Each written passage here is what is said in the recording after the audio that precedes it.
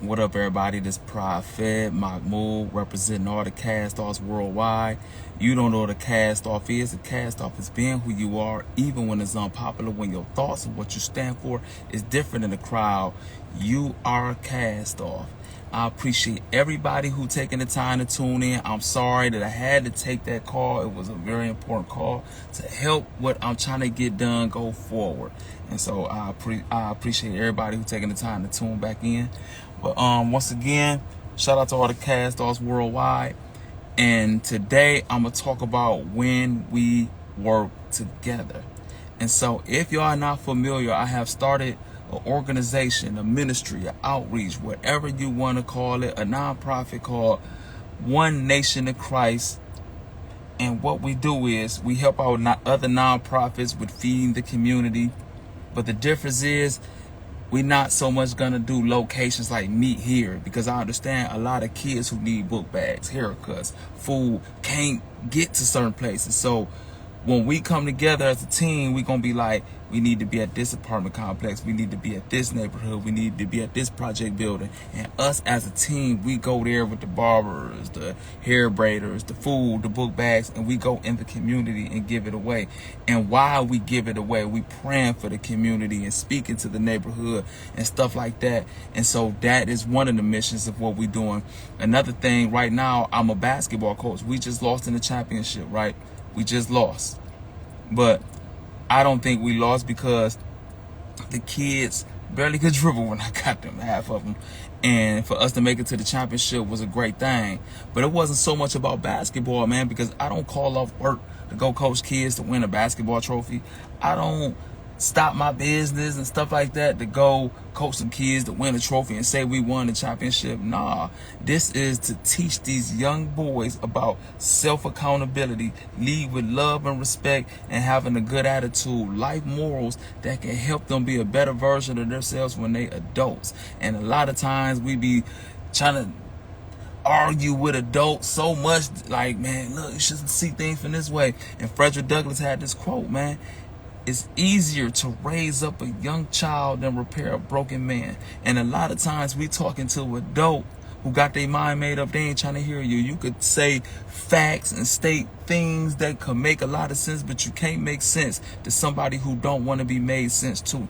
And so that's why I'm in these leagues coaching these young boys, so they won't go down the path me and my friends went through, so you don't have a billion dead homies and stab wounds and bullet wounds and all the stuff we go through to teach us how to be respectful men. It seems like we learn respect in jail, for real. And so we get these kids and teach them to lead with love and respect. I learned love and respect from a crackhead, bro.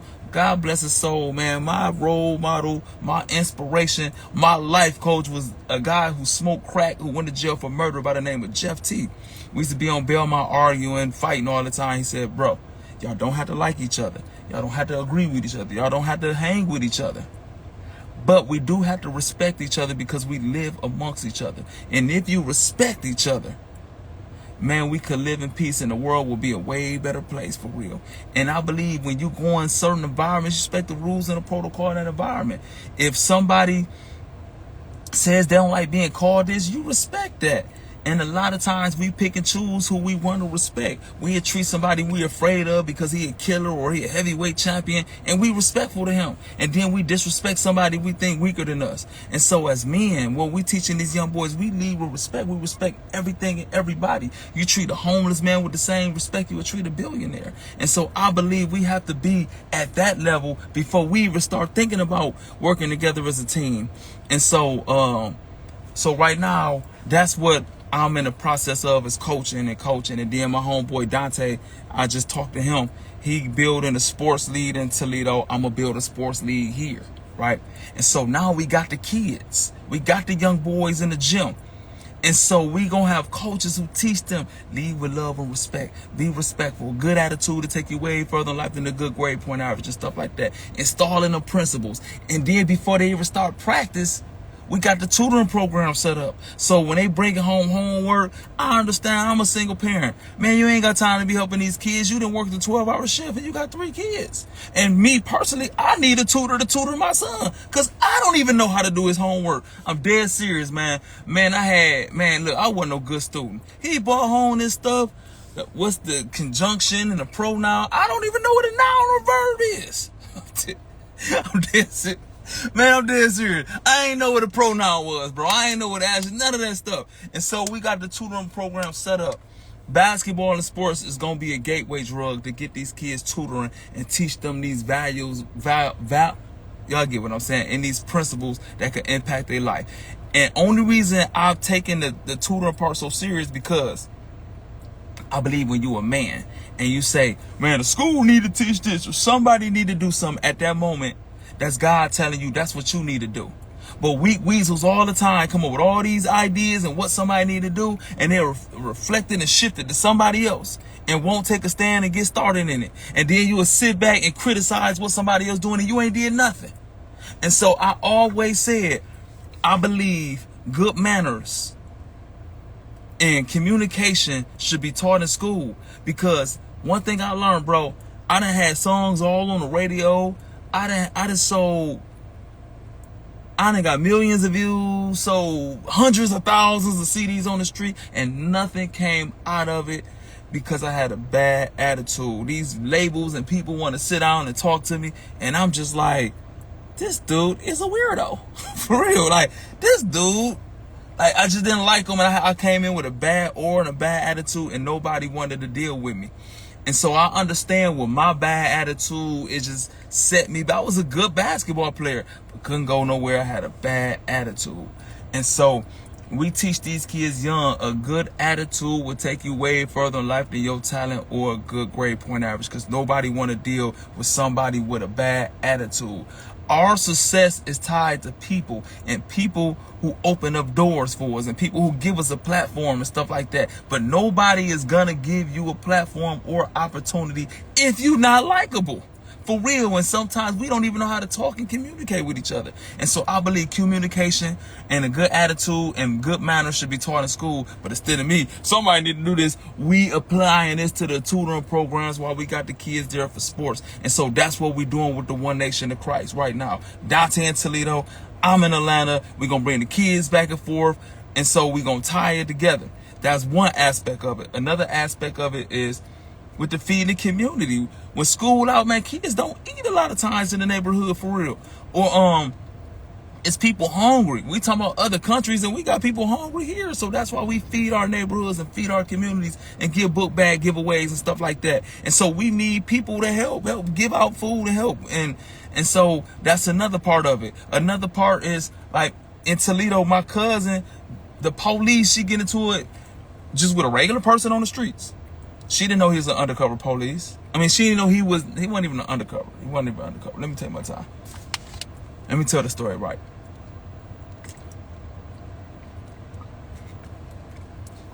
So in Toledo, my little cousin and her daughter, a guy cut them off in traffic. And my cousin and her daughter got him out. They cussed him out. He cussed them out. He got his little ego bruise. He followed them home. They don't let him in. Do you know he came back 3 hours later? He was a cop, but he was off duty. So he got into an argument. He came and arrested my little cousin and gave my other cousin a ticket. And so that's why I went to Toledo and led the protest. And now the police is in court, because if you don't shine light to certain stuff like that, and I know a lot of y'all deep thinkers gonna sit back, oh, where the marching got out to, or you should do this, and your punk ass ain't do nothing. You know what I'm saying? Now the police is going through court now. You know, but what I'm saying is now us as a unit, we can we can get together and be like, this is where we need to go. And we could be more organized with this stuff and won't have to scatter to bring people out. And so that's what I'm doing with the One Nation of Christ, for the rallies and the protests and for the feeding in the neighborhood and for the coaching and tutoring and then praying for neighborhoods. I believe, I can't speak of what went on worldwide, but in my neighborhood, the south side of Toledo, Belmont Avenue, my neighborhood went down when the Jehovah Witnesses and the Nation of Islam and the Christians on the corner preaching left the neighborhood. Because now you only got killers and robbers and drug dealers and pimps speaking. And now it ain't nobody who can combat that. My name, they call me Prophet. Growing up, a lot of y'all, a Muslim gave me that name. Well, Indo did, and a Muslim gave me that name when I was a kid. And so we had that on the corner like, spiritual, the Jehovah Witnesses knocking on your door, even though we ran and ducked and wouldn't answer the door, but it was somebody praying over the neighborhood, and once they left, the morals and values left the neighborhood. It was always gang banging and drug slanging, but it was still kind of principles and morals and values and respect for real. And so that's what we gonna do. We gonna pray over these neighborhoods and stuff like that, and be that voice in these neighborhoods, right? And so that's what we doing with the One Nation of Christ, right? And I got 7 principles I know that changed my life for the better. Changed my life. It took me to lay on my deathbed, and a year later after my deathbed, I lost the closest person in the world to me. How y'all see me with my son? That's how I had little Fred. Little Fred got killed. And me and him shared the same bed growing up. You know what I'm saying? And so I understood what that did to me. And but these 7 principles of the One Nation of Christ, if y'all are not familiar, that I applied to my life to make me could live in peace. Could live in peace. I'm 43 years old, and I think I look young because I don't stress or have anxiety over stuff. And I believe these principles keep me youthful, where I could run up and down with these kids coaching, and could my whole household got gunned down, I could still have a smile on my face, walking around with bullet wounds and stab wounds all in me with a smile on my face. And but I believe we could live like that if we put God first. When we put God first, and it's hard. It's hard because we don't always put God first. I don't always put God first. Sometimes I know what's right and I still do wrong because that's what I want to do. You know, so I need work. But when I say put God first, that's doing what's right even when you don't feel like it. Even when you in Walmart and you be like, man, this shit, I'm going to just scan one, and you just know what's wrong. Like, that's God first, bro, when you be like, I ain't gonna do that. I don't want nobody stealing from me. It's putting God first when we go to Walmart and we unpack the cart and we go put the cart back. Like, I know I wouldn't want to go walking around looking for all this stuff. So you put the cart, that's how you put God first, doing what's right even when you don't feel like it. And another way we put God first is walking in our God-given purpose, bro. Walking in our God-given purpose. If you've been shot, if you sold dope, if you've been in jail, if you've been raped, if you've been through anything, neglect, whatever you've been through, right? And you understand it happened to me. It didn't happen to me, it happened for me. And the reason it happened for me, so I can get experience, so I can gain wisdom for this, and not just to keep it all to myself, because somebody else gonna go through this exact same thing. And so now I could teach these kids. Now I could teach this next person going through that because I lived it. Messengers are raised and not sent. You know, messengers are raised and not sent. And what I mean by that is, when you from it, it give you pain, because what bring pain in your heart is what God has qualified to heal, and you can't heal what you don't feel. And so when you go through it, you feel the pain of other people who going through it, and they can relate to you. And so if I played basketball, my career didn't go the way I wanted to go, now I can coach these kids and tell them the mistakes I made or what I should have worked on, and you can help a kid get further. If you sold drugs, went to jail, come out broke, messed up all your money, this might sound crazy, but the next drug dealers, if they ain't gonna stop, you could be like, look, put your money in real estate here, save this, do this, like that, like whatever you went through, and you understand it didn't happen to me, it happened for me, but I'm gonna be a blessing to other people. That's how we put God first. That's how we put God first. And that's how we walk in our God-given purpose. Not wasting our troubles, not wasting our trials and tribulations. That's how we put God first. And the second thing is doing to others as you want done to you. I don't care what religion you is, what faith you is. The golden rule to any faith is doing on to others as you want done to you. Treating people the way you want to be treated. Lead with love and respect. Lead with love and respect, and understand everything I do is a seed and it's going to come back. So I'm going to treat you fair. And the third one, we reap everything we sow. Every word we speak, every action we do, every thought is a seed, and it will grow a harvest in our life. And the fourth is self-accountability. The moment we blame anyone else for where we at in life, we can't make any correction because we gave them all the power. The fifth one is we are here to serve. Jesus washed his disciples' feet to let them know we are here to serve. That's why we feed in the community and coaching these kids and doing all that. We take our experiences and we serve other people. 6, walk in faith. Take a step in faith. The biggest hater in the world is somebody who had a lot of talent, but didn't take a step. Somebody else took a step, less talent, and he sit back like, man, they stole my idea. Or, man, that should be me. No, you sit back overthinking, waiting for approval of people, waiting for the right amount of money, and somebody took a step in faith and got started. I'd rather make a million mistakes and learn from them and keep going and end up being great than somebody who sit back and never even got started. That's why we take a step in faith. And the 7th principle of the One Nation of Christ ministry, and this is the thing I'm going to talk about today, is unity. Unity, unity, unity. Teamwork make the dream work. We cannot be the best version of ourselves trying to do this thing called life alone. Life is a team sport, right? And a lot of times, instead of completing each other, we compete with each other. I was listening to this sermon from this pastor, and he was saying ducks or geese, whatever it was, they fly in a circle, and they could fly miles and miles to different cities and different states. And we taught up north, the birds fly to the south in the winter. And they can do that because they fly in formation. Because if that bird flew by itself, he gonna use 70% more energy. When they fly in formation, they use 70% less energy than they would do flying alone. And that's like us. We have a weakness in something and a strength in something. Somebody else will have a weakness and a strength. Instead of you taking your weakness, and your weakness might be my strength, and my weakness might be your strength. Instead of us coming together and completing each other, what we do? I try to do everything alone. I don't need nobody. You don't need nobody. And now we don't win, bro. And so I believe even with the nonprofit work I do, I work with about 8, 9 nonprofits, right? Do you know a lot of them people won't even work together? They so busy about their name being on the flyer or not showing up to stuff, but act like, yeah, we was there and we in the community. It ain't even about that, bro. If you work with them people, that's even more food that you could be. Forget if your name wasn't on it. Forget if your name wasn't on it. We trying to be a blessing. Is it about you and your recognition, your selfishness, your weak weasel insecurities, or is it about being a blessing?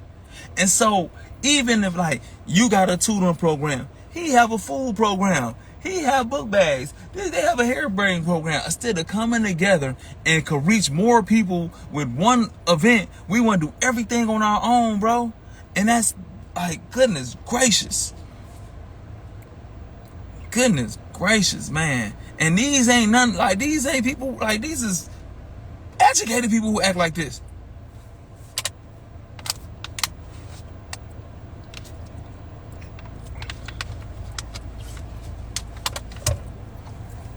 Teamwork, man. Teamwork. Teamwork. Teamwork. For real. Teamwork. If we work together, we could do a lot further. And so I gotta go. I ain't gonna hold y'all up here all day. I know it's a Saturday, but anybody who wanna be a part of the One Nation of Christ ministry, I don't care what city you in.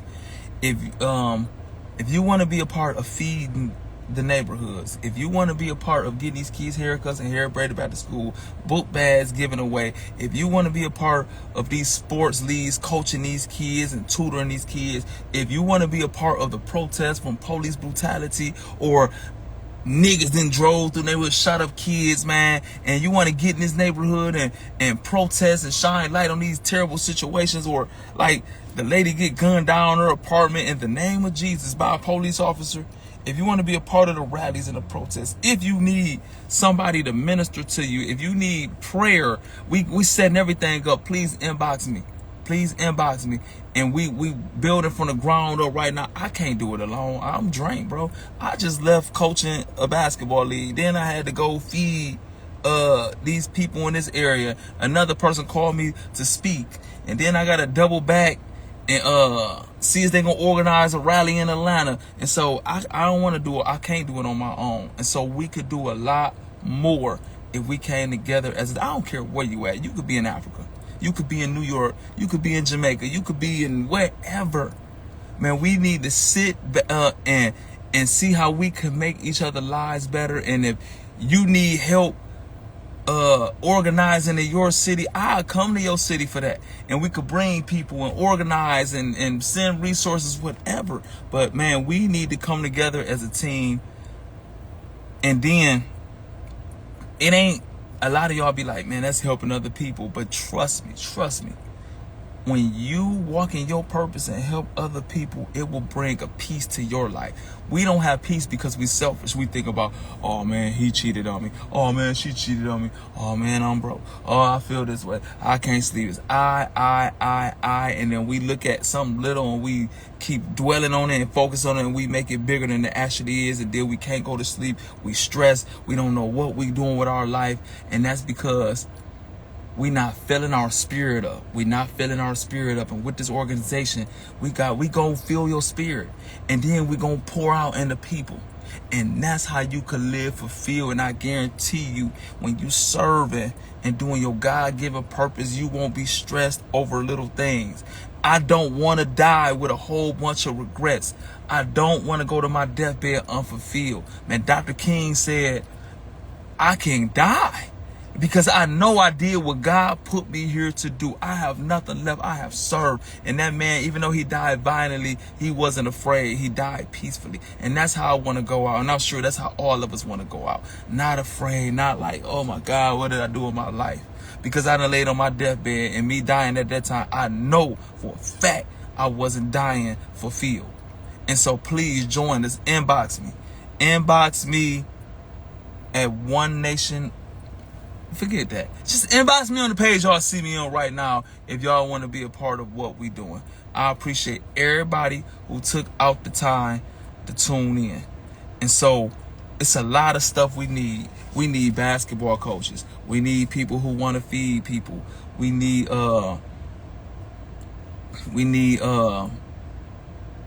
organizers. We need street ministry people. We need everything. And so, man, make sure y'all inbox me. I appreciate everybody who took out the time to tune in. One love. Hey, inbox me. I appreciate everybody. I'm out.